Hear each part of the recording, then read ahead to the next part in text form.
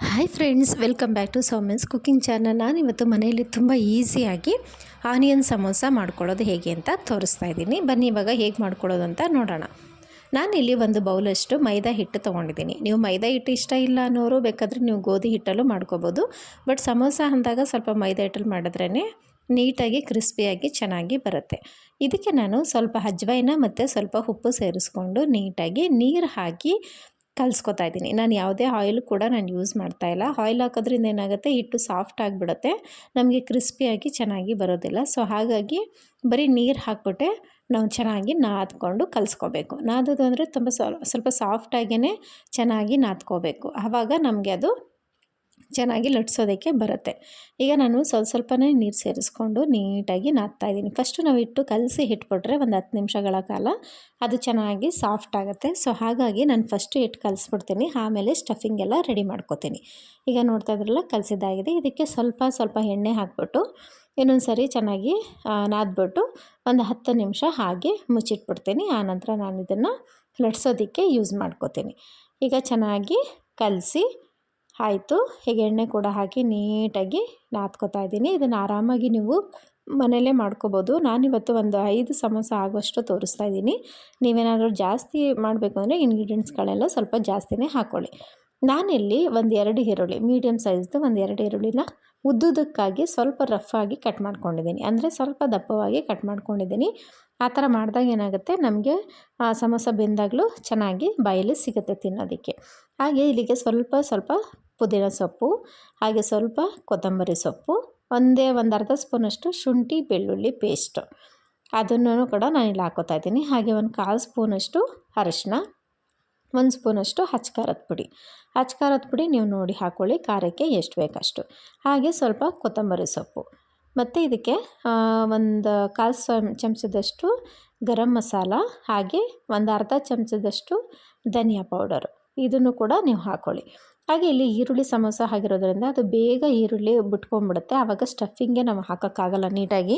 So ಹಾಗಾಗಿ ಇಲ್ಲಿ ನಾನು ಪೇಪರ್ ಅವಲಕ್ಕಿ ಅಂತ ಬರುತ್ತೆ ನೋಡಿ, ಅಂಗಡಿಗಳಲ್ಲೆಲ್ಲ ಸಿಗುತ್ತೆ ಪೇಪರ್ ಅವಲಕ್ಕಿ ಅಂತ, ಅದನ್ನು ಒಂದು ಅರ್ಧ ಸ್ಪೂನಷ್ಟು ಇದಕ್ಕೆ ಹಾಕ್ಕೊಂಡು ನೀಟಾಗಿ ಮಿಕ್ಸ್ ಮಾಡ್ಕೊತಾ ಇದ್ದೀನಿ.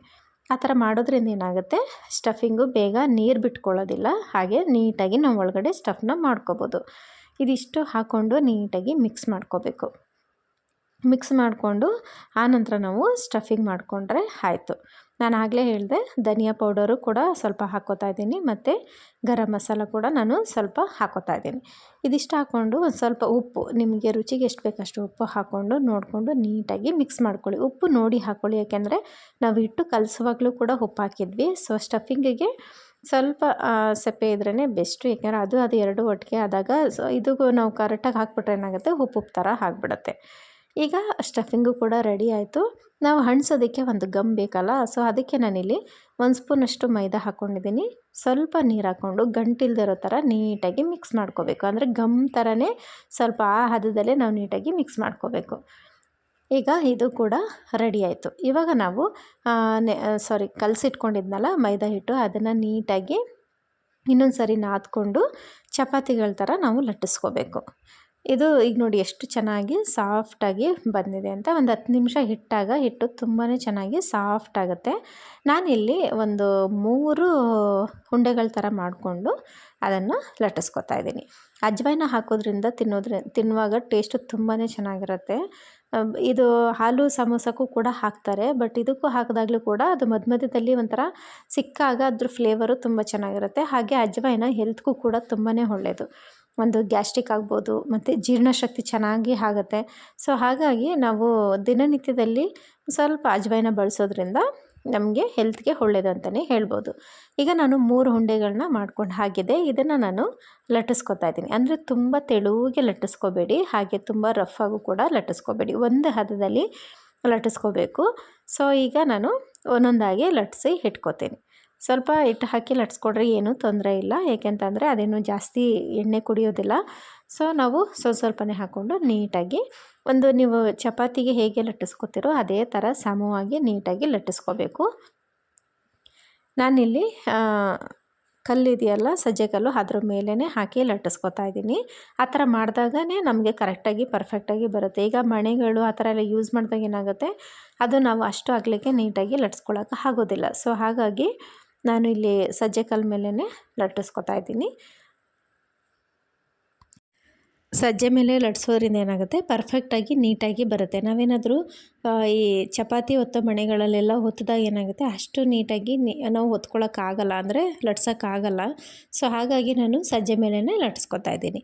ಈಗ ಲಟ್ಸ್ಕೊಂಡಿದ್ದು ಆಗಿದೆ. ಇದನ್ನು ನಾವು ಸ್ವಲ್ಪ ಸುಟ್ಕೋಬೇಕು, ಅಂತ ಅಂದರೆ ಅರ್ಧ ಇದನ್ನು ಬೇಯಿಸ್ಕೋಬೇಕು. ಪೂರ್ತಿಯಾಗಿ ಇದು ಮಾಡಬಾರ್ದು, ಸ್ವಲ್ಪ ಬಿಸಿ ಮಾಡೋ ಥರ ಬೇಯಿಸ್ಕೋಬೇಕು. ಅಂದರೆ ನಾವು ಪಟ್ಟಿ ರೆಡಿ ಮಾಡ್ಕೋಬೇಕಲ್ಲ. ಪಟ್ಟಿ ಅಂತ ಅಂದರೆ ಈ ಸಮೋಸ ಇದು ಸ್ಟಫಿಂಗ್ನ ತುಂಬೋದಕ್ಕೆ ನಾವು ನೀಟಾಗಿ ಅದನ್ನ ಶೇಪ್ ಮಾಡ್ಕೊಳ್ಳೋದಕ್ಕೆ ಅನುಕೂಲ ಆಗುತ್ತೆ. ಹಾಗಾಗಿ ಈಗ ನಾನು ಫಸ್ಟು ಒಂದು ತವ ಮೇಲೆ ಒಂದು ಹಾಕಿದ್ದೀನಿ. ಅದ್ರ ಮೇಲೆ ಸ್ವಲ್ಪ ಮೈದಾ ಹಿಟ್ಟನ್ನ ಹಾಕ್ಬಿಟ್ಟು ಇನ್ನೊಂದು ಮೈದಾ ಒತ್ತಿ ಇಟ್ಕೊಂಡಿದ್ನಲ್ಲ ಚಪಾತಿ ಥರ, ಅದನ್ನು ಕೂಡ ಅದಕ್ಕೆ ಹಾಕ್ಕೊಂಡಿದ್ದೀನಿ. ಈಗ ಇದನ್ನು ನಾನು ಆಗಲೇ ಹೇಳ್ದಾಗಲೇ ಸ್ವಲ್ಪ ಇದಾಗಿ ಬೇಯಿಸ್ಕೋಬೇಕು, ಸಾಕು. ಬಿಸಿ ಆಗೋ ಥರ, ಕೈ ಸುಡೋ ಥರ ಬೇಯಿಸ್ಕೊಂಡ್ರೆ ಸಾಕು. ಅಲ್ಲಿಗೆ ನೀಟಾಗಿ ಇದಾಗುತ್ತೆ. ಸ್ಟಫಿಂಗ್ ಮಾಡೋದಕ್ಕೂ ನಮ್ಗೆ ಅನುಕೂಲ ಆಗುತ್ತೆ, ಮತ್ತು ಸಮೋಸಗೂ ಕೂಡ ಚೆನ್ನಾಗಿ ಮಾಡ್ಕೋಬೋದು. ಈಗ ನಾನಿಲ್ಲಿ ಬೇಯಿಸಿದ ಹಾಗಿದೆ.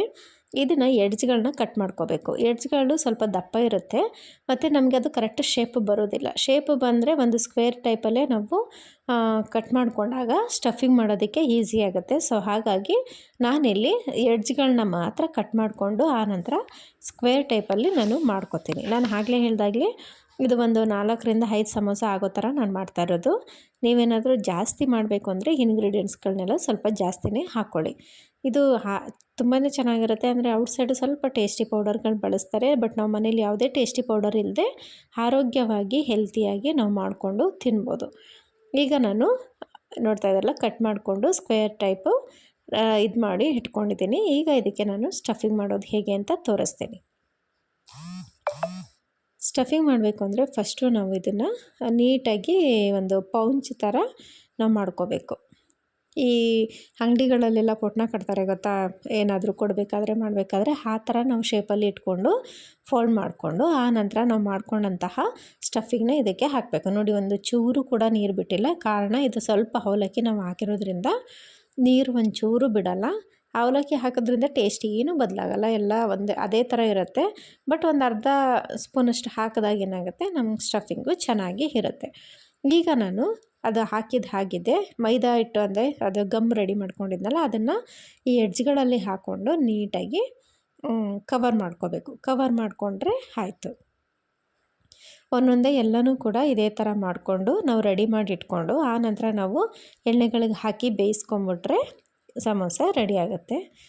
ಇದು ಸ್ವಲ್ಪ ಇದಾಗುತ್ತೆ, ಕಷ್ಟ ಆಗುತ್ತೆ, ಬಟ್ ಆರಾಮಾಗಿ ಮಾಡ್ಬೋದು. ನೀವು ಒಂದು ಮಾಡಿದ್ಮೇಲೆ ನಿಮಗೆ ಬೇರೆದೆಲ್ಲ ಮಾಡೋದಕ್ಕೆ ಈಸಿ ಅಂತ ಆಗುತ್ತೆ.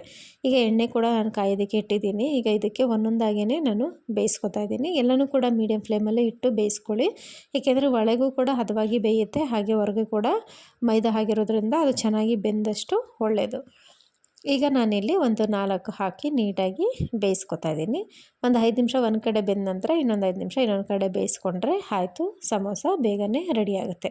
ನೀವು ಒಂದು ಸತಿ ಮಾಡಿ ನೋಡಿ, ಹೇಗೆ ಬಂತು ಅಂತ ಕಮೆಂಟ್ ಸೆಕ್ಷನಲ್ಲಿ ಕಮೆಂಟ್ ಹಾಕೋದನ್ನು ಮರಿಬೇಡಿ. ಅಥವಾ ನೀವೆಲ್ಲ ಹೇಗೆ ಮಾಡ್ತೀರಾ ಅಂತ ತೋರಿಸಿ. ನಾವು ನೀಟಾಗಿ ಗಮ್ ಹಾಕಿ ಹಣಿಸಿದ್ರೆ ಏನಾಗುತ್ತೆ, ಈ ಥರ ಒಂದು ಚೂರು ಕೂಡ ಬಿಟ್ಕೊಳ್ಳೋದಿಲ್ಲ, ಎಣ್ಣೆಗಳು ಕೂಡ ಹಾಳಾಗೋದಿಲ್ಲ, ನೀಟಾಗಿ ಬೇಯುತ್ತೆ ಮತ್ತು ರೆಡಿ ಆಗುತ್ತೆ. ಈಗ ನೋಡ್ತಾ ಇದ್ದಾರಲ್ಲ, ಸಮೋಸ ರೆಡಿಯಾಗಿದೆ. ಈಗ ಒಂದು ಕಪ್ಪು ಬಿಸಿ ಟೀ ಜೊತೆ ಬಿಸಿ ಸಮೋಸ ರೆಡಿ ಟು ಈಟ್. ನಿಮಗೂ ಈ ವಿಡಿಯೋ ಇಷ್ಟ ಆಯಿತು ಅಂತ ಇಟ್ಕೋತೀನಿ. ಇಷ್ಟ ಆಗಿದರೆ ಲೈಕ್ ಮಾಡಿ, ಶೇರ್ ಮಾಡಿ, ಸಬ್ಸ್ಕ್ರೈಬ್ ಮಾಡಿ. ಮತ್ತು ನೆಕ್ಸ್ಟ್ ವಿಡಿಯೋದಲ್ಲಿ ಸಿಗೋಣ ಅಂತ ಹೇಳ್ತಾ ಟೇಕ್ ಕೇರ್ ಆಲ್.